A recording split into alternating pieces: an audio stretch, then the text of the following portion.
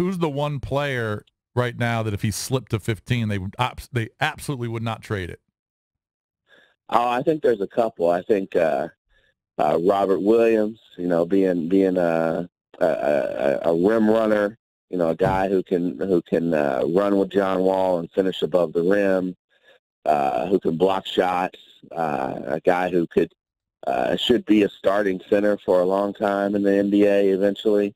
I think if he's there, they absolutely do it. I think, I mentioned him earlier. He's more athlete than basketball player, but he's a high character guy. Lonnie Walker from Miami. Yeah, he's good. Especially because Ernie Grunfeld and Jim Larinaga know each other so well. If he is there, even though he's a guard, I think they would absolutely keep the pick and take him. So I think those are a couple of guys who kind of fall into that category.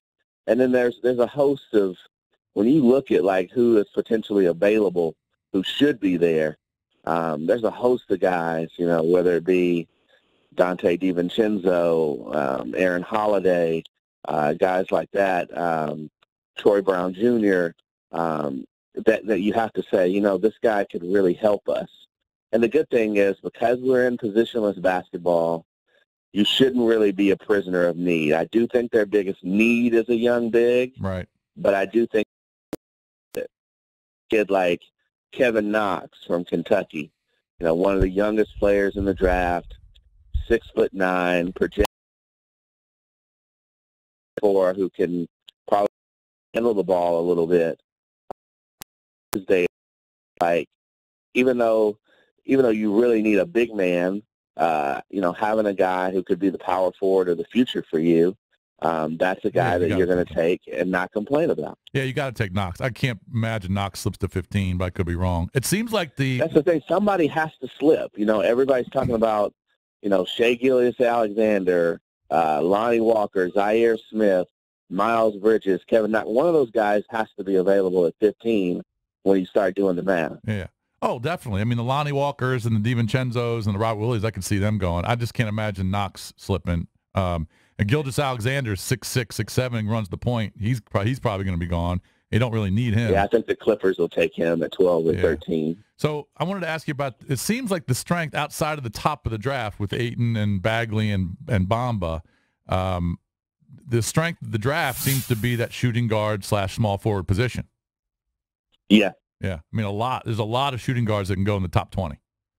Yes. We haven't even talked about, Kevin Huerter of Maryland, who looks like he's absolutely a guy who's going to go 15 to 20.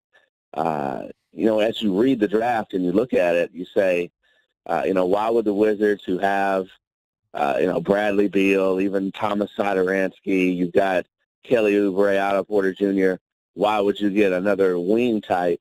Well, I think, number one, because that's the way the league is.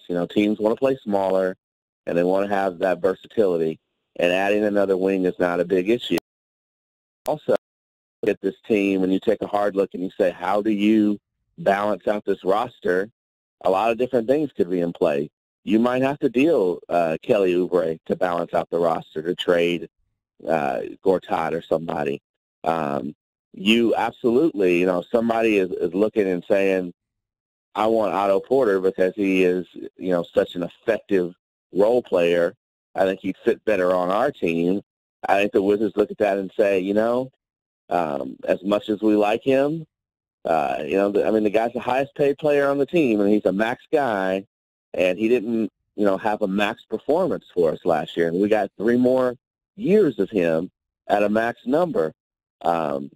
If you can swing the right deal, I think you potentially would do that. And then what are you looking for? You'd be starting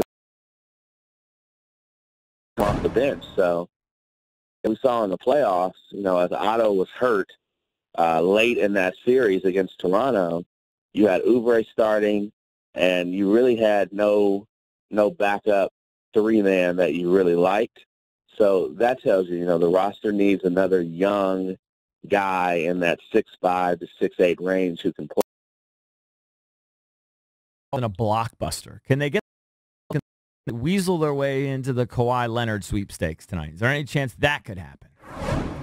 I don't think so. I mean, if it winds up becoming an exotic 3 or 4 team trade, I think they could be, a team that moves a piece for somebody and gets something in return. But I don't see a scenario in which absolutely could get a star who makes, Wall and Beal and this guy a big 3. I just don't see how that could happen. But like I said, once again, because of the way finances are in the NBA, trades are going to have to be especially exotic, and you have to use your imagination and your cap guys, and whatever happens is likely going to be something that we couldn't dream up on paper because it's so complicated.